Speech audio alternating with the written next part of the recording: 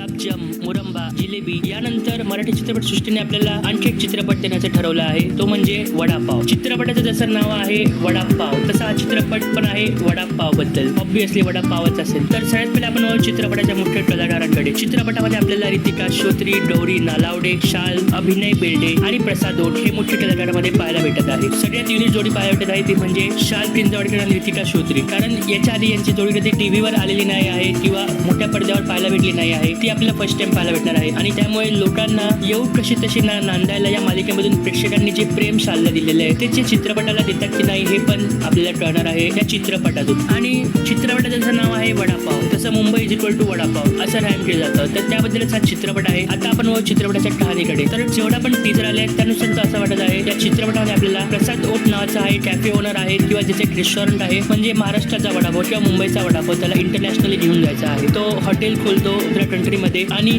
त्याबद्दल हा चित्रपट आहे. आता टू बी ऑनेस्ट आता एवढं फक्त एका मिनिटाच्या टीजरवरून एवढं काही सांगणं काही पॉसिबल होणार नाही की काय कहाणी असेल काय नाही असेल, पण एका मिनिटामध्ये मी तुम्हाला जेवढं सांगू शकतो तेवढं सांगण्याचा प्रयत्न केला आहे थ्रू या व्हिडिओमधून. आणि हा चित्रपट येतो 2 ऑक्टोबर 2025 ला आणि त्याच्या आधी आपल्या ट्रेलर तर पाहायला भेटेलच ना. मग ट्रेलर रिव्ह्यू पण आपण देखील करू याच्यामध्ये, जेणेकरून आपल्याला कहाणी समजेल चित्रपटाची. तर या तर ट्रेलर पर्यंत आपण वेट करू आणि नंतर तुम्हाला पूर्ण कहाणी चित्रपटाची मी सांगेल. ट्रेलर रिव्ह्यू करू आपण. तोपर्यंत चॅनलवरती नवीन असेल तर मराठी टीव्हीला सबस्क्राईब जरूर करा. बाकी मी कृष्णा घेतो रजा. भेटूया पुन्हा एकदा नवीन व्हिडिओमध्ये.